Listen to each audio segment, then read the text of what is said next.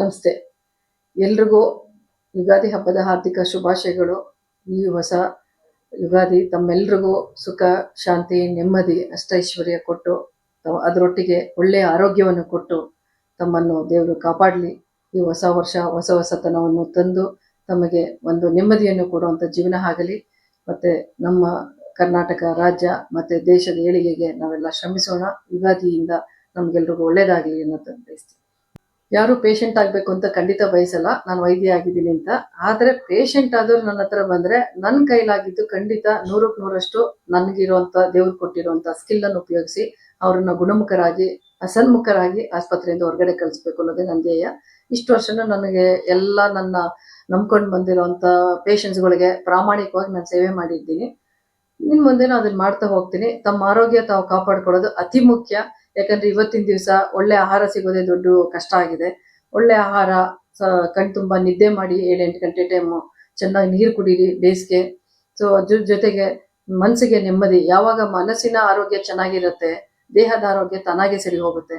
So ಒಂದು ಪೌಷ್ಟಿಕಾಂಶದ ಆಹಾರ ತಗೊಂಡು ಒಳ್ಳೆ ಜೀವನ ಶೈಲಿ ಫಾಲೋ ಮಾಡೋದ್ರಿಂದ ಖಂಡಿತ ಜೀವನ ಚೆನ್ನಾಗಿರುತ್ತೆ. ಕಾಯಿಲೆಗಳು ಬರೋದನ್ನು ನಿಲ್ಲಿಸ್ಬೋದು.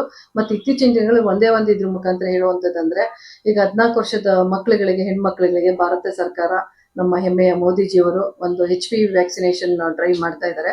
ಅದರಲ್ಲಿ ನಾನು ಸುಮಾರು ಶಾಲೆಗಳಿಗೆ ಹೋಗಿ, ಪಬ್ಲಿಕ್ಗಳಿಗೆ ಹೋಗಿ ಅದ್ರ ಬಗ್ಗೆ ಅವೇರ್ನೆಸ್ ಕೊಡ್ತಾ ಬಂದಿದ್ದೀವಿ. ಮೊನ್ನೆ ಅಬ್ಬಿಗೆರೆನಲ್ಲಿ ಅದರ ಅಭಿಯಾನ ಪ್ರಾರಂಭಿಸಿದ್ದೀವಿ. ಮೊದಲನೇ ವ್ಯಾಕ್ಸಿನ್ ಅನ್ನು ಒಂದು ಹೆಣ್ಮಗುಗೆ ಕೊಟ್ಟಿದ್ದೀವಿ. ಆಕೆ ತುಂಬಾ ಚೆನ್ನಾಗಿದ್ದಾರೆ, ಖುಷಿಯಾಗಿದೆ. ಮಗುದ್ರ ಬಗ್ಗೆ ತಿಳ್ಕೊಂಡು HPV ವ್ಯಾಕ್ಸಿನ್, ಒಂದು ವ್ಯಾಕ್ಸಿನ್ ಇಂದ ಒಂದು ಮಗು ಜೀವನ ಉಳಿಯುತ್ತೆ. ಕ್ಯಾನ್ಸರ್, ಗರ್ಭಕೋಶದ ಬಾಯಿ ಕ್ಯಾನ್ಸರ್ ಬರುವಂತ ತಪ್ಪಿಸಬಹುದು ಅನ್ನೋದಾದ್ರೆ ಅದನ್ನು 4,000 ಚಿಲ್ಲರೆ ಆಗುವಂತ ಒಂದು ಉಚಿತವಾಗಿ ಕೊಡ್ತಾ ಇರೋ ಭಾರತ ಸರ್ಕಾರದ ಈ ವ್ಯಾಕ್ಸಿನ್ ಅನ್ನು ತಾವು ದಯವಿಟ್ಟು ತಮ್ಮ ಮಕ್ಕಳುಗಳಿಗೆ ಹಾಕ್ಸಿ ಅಂತ ಮನವಿ ಮಾಡ್ತೀನಿ. ಮೇಡಮ್, ಕೊನೆಯದಾಗಿ ಈಗ ಯೂತ್ಸ್ಗಳಿಗೆಲ್ಲ ಹಾರ್ಟ್ ಅಟ್ಯಾಕ್ ಆಗ್ತಾ ಇದೆ, ಅದ್ರ ಬಗ್ಗೆ ಏನ್ ಹೇಳಕ್ಕೆ ಮಾಡಿದ್ರು? 40 ವರ್ಷ 35 ವರ್ಷ ಹಾರ್ಟ್ ಅಟ್ಯಾಕ್ ಆಗಿ ಸಾಯ್ತಾ ಇದ್ದಾರೆ. ಇಲ್ಲ, ಇದರಲ್ಲಿ ಏನಾಗ್ತಾ ಇದೆ, ಇವತ್ತಿನ ಫಾಸ್ಟ್ ಲೈಫ್ ಅಲ್ಲಿ ಜನಕ್ಕೆ ಓಡ್ತಾ ಇದ್ದಾರೆ. ಎಲ್ಲ ದುಡ್ಡಿನಿಂದ, ಆಂಬಿಷನ್ ಇಂದ, ಜಾಬ್ ಇಂದ ಅಂತ ಓಡ್ತಾ ಇದ್ದಾರೆ. ಆದ್ರೆ ಅವ್ರ ಆರೋಗ್ಯ ಮತ್ತೆ ಜೀವನನೇ ಮರಿತಾ ಇದ್ದಾರೆ. ಎಲ್ಲೋ ಒಂದ್ ಕಡೆ ಸುಖಕರವಾದ ಜೀವನನೂ ಬೇಕಾಗತ್ತೆ. ಜೀವನದ ಜೊತೆಗೆ ಬೇರೆ ಎಲ್ಲ ಆಂಬಿಷನ್ಸ್ ನಾವು ಅಳವಡಿಸ್ಕೋಬೇಕಾಗತ್ತೆ. ಒಳ್ಳೆಯ ಆಹಾರ ಪದ್ಧತಿ ಫಾಲೋ ಮಾಡೋದ್ರಿಂದ, ಒಳ್ಳೆ ಜೀವನ ಶೈಲಿ ಫಾಲೋ ಮಾಡೋದ್ರಿಂದ ಆ ಕಾಯಿಲೆಗಳು ಕಡಿಮೆ ಆಗುತ್ತೆ. ಮತ್ತೆ ಒಬೇಸಿಟಿ, ಇತ್ತೀಚಿನ ದಿನಗಳಲ್ಲಿ ಏನಾಗುತ್ತೆ, ಎಲ್ಲರೂ AC ರೂಮಲ್ಲಿ ಕೂತ್ಕೊಂಡು ಸೆಡೆಂಟರಿ ವರ್ಕ್ ಅಂತ ಹೇಳ್ತೀವಿ. ಅಂದ್ರೆ ಸಾಕಷ್ಟು ಫಿಸಿಕಲಿ ಆಕ್ಟಿವಿಟೀಸ್ ಇಲ್ಲದೆ ಇರೋದ್ರಿಂದ ಫುಡ್ ಹ್ಯಾಬಿಟ್ಸ್ ಚೆನ್ನಾಗಿರಲ್ಲ. ಡೇ ನೈಟ್ ಶಿಫ್ಟ್ಸ್ ಮಾಡ್ತಿರ್ತಾರೆ. ಕೆಲವೊಬ್ರು ಡಯಾಬಿಟಿಕ್ ಇರ್ತಾರೆ, ಹೈಪರ್ಟೆನ್ಸಿವ್ ಇರ್ತಾರೆ, ಕಾಲಕ್ಕೆ ಸರಿಯಾಗಿ ಮೆಡಿಸಿನ್ಸ್ ತಗೊಳ್ಳೋದಿಲ್ಲ, ಕೇರ್ ತಗೊಳ್ಳಲ್ಲ. ಸೊ ಇದೆಲ್ಲ ಕಾರಣಗಳಿಂದ ಹಾರ್ಟ್ ಅಟ್ಯಾಕ್ ಆಗುವಂಥದ್ದಿದೆ.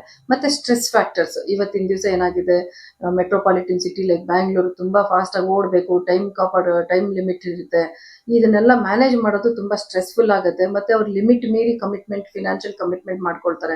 ಅದನ್ನ ಬ್ಯಾಲೆನ್ಸ್ ಮಾಡೋಕ್ಕೆ ಸಾಕಷ್ಟು ಓವರ್ ವರ್ಕ್ ಮಾಡುವಂಥದ್ದು, ಇದೆಲ್ಲ ಹಲವಾರು ಕಾರಣಗಳಿಂದ ಆಗುತ್ತೆ. ಕೆಲವೊಂದು ಫ್ಯಾಮಿಲಿ ಹಿಸ್ಟ್ರಿ ಇರುತ್ತೆ, ಅದರಿಂದನೂ ಹಾರ್ಟ್ ಅಟ್ಯಾಕ್ ಆಗ್ಬೋದು. ಮತ್ತೆ ಡ್ರಗ್ಸ್, ಇತ್ತೀಚಿನ ದಿನಗಳಲ್ಲಿ ಆಲ್ಕೋಹಾಲ್ ಅಬ್ಯೂಸ್, ಡ್ರಗ್ಸ್ ಅಬ್ಯೂಸ್ ಇದೆಲ್ಲ ಕಾಮನ್ ಆಗಿದೆ. ಸೊ ಅದನ್ನೆಲ್ಲ ಸ್ವಲ್ಪ ಸರಿಪಡಿಸ್ಕೊಂಡ್ರೆ ಸರಿ ಹೋಗ್ಬೋದು ಅನ್ನೋದು.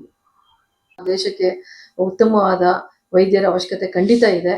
ಸೊ ಅವರೆಲ್ಲ ಬರಲಿ, ಇನ್ನೊಂದಷ್ಟು ಜನಸೇವೆ ಮಾಡೋಣ. ಯಾರು ನಮ್ಮಲ್ಲಿ ವೈದ್ಯರಾಗಿ ಬರ್ತಾರೆ ಅವ್ರಿಗೆಲ್ರಿಗೂ ಹೇಳುವಂಥದ್ದು ಏನಂದ್ರೆ, ನೀವು ವೈದ್ಯರಾಗುವಾಗಲೇ ಒಂದು ಎಥಿಕ್ಸ್ ತಗೊಂಡು ಬರಬೇಕು. ನಾವು ಇರೋವರೆಗೂ ನಮಗೆ ದೇವ್ರು ಎಲ್ಲಿವರೆಗೂ ಶಕ್ತಿ ಕೊಟ್ಟಿರ್ತಾನೆ ಸೇವೆ ಮಾಡುವಂಥದ್ದು, ಅಲ್ಲಿವರೆಗೂ ನಾವು ಮನಸ ಇಚ್ಛೆ ನಮ್ಮನ್ನು ನೋಡೋದಕ್ಕೆ ಬರುವಂಥ ರೋಗಿಗಳಿಗೆ ನಾವು ಪ್ರಾಮಾಣಿಕವಾಗಿ ಸೇವೆ ಮಾಡಬೇಕು ಅನ್ನೋದು ನಾನು ಅಡ್ವೈಸ್ ಮಾಡ್ತೀನಿ.